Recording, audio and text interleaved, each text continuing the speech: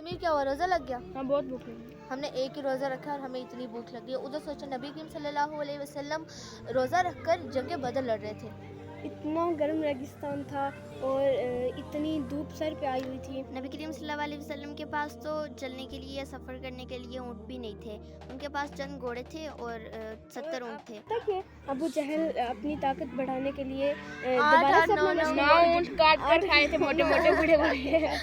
उसके पास तो हज़ारों का लश्कर था और नबी करीम सल्लल्लाहु अलैहि वसल्लम के साथ सिर्फ 313 सहाबा थे। अपना स्वागत खुद ही करे थे, डोलों के साथ, गानों के साथ। और आकर और पहले उन्हें नबी करीम सल्लल्लाहु अलैहि वसल्लम को तंग करके मक्का से मदीना भेज दिया था। जब मदीना से वो जा रहे थे अपना सामान लेने और तब उन्हें पता चला कि वो नबी करीम सल्लल्लाहु अलैहि वसल्लम आ रहे हैं, उनका लश्कर आ रहा है। उन्होंने जंग की तैयारी शुरू कर दी। असल में नबी करीम सल्लल्लाहु अलैहि वसल्लम जंग करने के लिए नहीं आ रहे थे, वो माल और वो अपना हक यानी कि वो वापस लेने के लिए आए थे जो उनके हक में था। तो उन्होंने सोचा कि वो जंग करेंगे और उन्होंने कहा कि ना भी की जंग तो फिर हम भी उन्हें यानी कि हम जंग करेंगे उनके वो साथ। वहीं पर ठहर गए थे नबी आका करीम सल्लल्लाहु सल्लल्लाहु अलैहि वसल्लम को रोज़ा भी था, ना उनको रोज़ा, ना उनके सहरी में कुछ खाने के लिए था और ना उनको रोज़ा इफ्तार करने के लिए कुछ नहीं था। और आका सल्लल्लाहु अलैहि वसल्लम ने कितनी मेहनत की थी अपने दीन को बचाने के लिए। सोचो इतनी गर्मी में उन्होंने रोज़ा रखा, इतनी यानी कि मुश्किलों से वो गुजरे थे।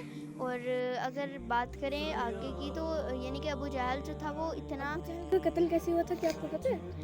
अबू जहल का शायद गड्ढा भी खोदा था नबी करीम सल्लल्लाहु अलैहि वसल्लम। हाँ नबी करीम सल्लल्लाहु अलैहि वसल्लम जब आए और उनके साथ जिब्रील अलैहिस्सलाम भी थे और जिब्रील अलैहिस्सलाम ने नबी करीम सल्लल्लाहु अलैहि वसल्लम को बोला आगे एक खड्डा खोदा, आप यहाँ से चले जाओ।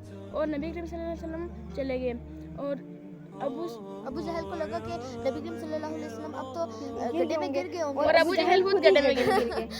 और नबी करीम सल्लल्लाहु अलैहि वसल्लम का दिल इतना साफ था कि उसने उन्होंने अपने सबसे बड़े दुश्मन को भी गड्ढे से निकाल निकाला। और आप सल्लल्लाहु अलैहि वसल्लम का दिल इतना साफ था, आप इतने पाक दामन थे कि कुफार जो कि यानी कि इतने जुल्म करने के बाद भी जब आपके पास माफ़ी मांगने के लिए आए, जब वो हार के जब माफ़ी मांगने के लिए आए तो तब यानी कि तब भी हुज़ूर सल्लल्लाहु अलैहि वसल्लम ने उन्हें माफ़ कर दिया। अबू जहल का कत्ल पता किसने किया था? आका सल्लल्लाहु अलैहि वसल्लम ने अल्लाह से मदद मांगी और अल्लाह ने फरिश्तों को भेजा और उस जंग बदर को वो छोटा बच्चा वो देख रहा था कि मेरा भी मन कर रहा है कि इस जंग में मैं भी शिरकत करूं।